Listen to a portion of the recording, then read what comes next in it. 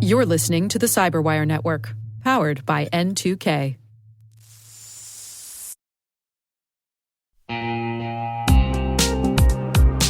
Quick question. Do your end users always, and I mean always without exception, work on company-owned devices and IT-approved apps? I didn't think so.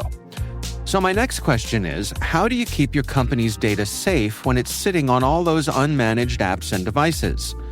1Password has an answer to this question: Extended Access Management.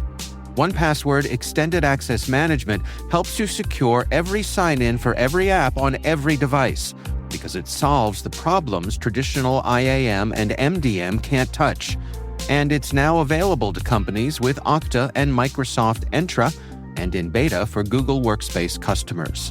Check it out at 1password.com/cyberwire. That's 1password.com/cyberwire.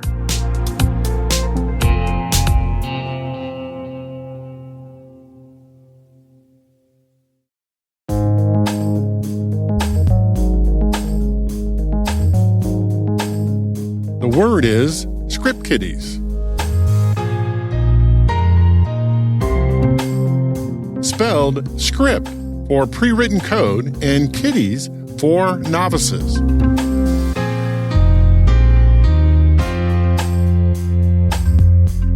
Definition: cybercriminals who lack the expertise to write their own programs use existing scripts, code, or tools authored by other, more skilled hackers.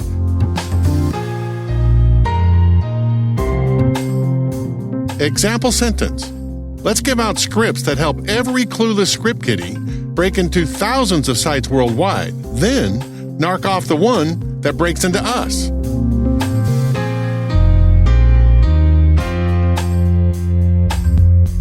Origin and context.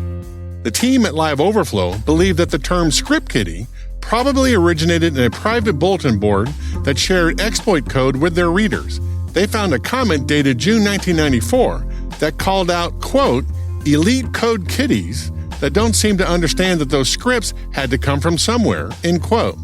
The very next month, another bulletin board member said, quote, even 99% of the wanker script codes kiddies knows enough to not run scripts on the Department of Defense, end quote.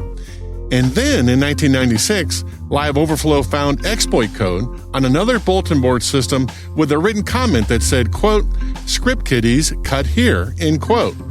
But all of that was in private bulletin boards.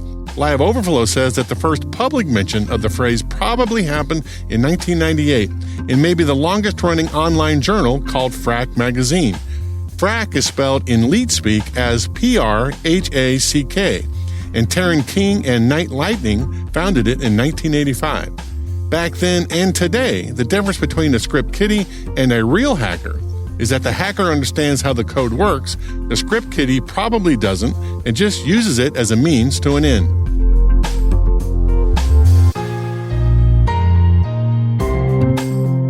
Nerd reference. At the first presidential debate between Secretary Hillary Clinton and the then presidential candidate Donald Trump, the moderator asked both candidates about how to defend against cyber attacks. Secretary Clinton responded that it was a serious threat, as evidenced by the Russian attacks on American institutions, including the Democratic National Committee, or DNC. Candidate Trump responded that it was uncertain who exactly broke into the DNC, and that it could have been, quote, somebody sitting on their bed that weighed 400 pounds, end quote. In other words, it could have been just a script kiddie. As far as the cyber, I agree to parts of what Secretary Clinton said. We should be better than anybody else, and perhaps we're not. I don't think anybody knows it was Russia that broke into the DNC. She's saying Russia, Russia, Russia, but maybe it was. I mean, it could be Russia, but it could also be China. It could also be lots of other people. It also could be somebody sitting on their bed that weighs 400 pounds, okay? Credits. Word Notes is written by Nyla Genoe, executive produced by Peter Kilpie, and edited by John Petrick and me, Rick Howard.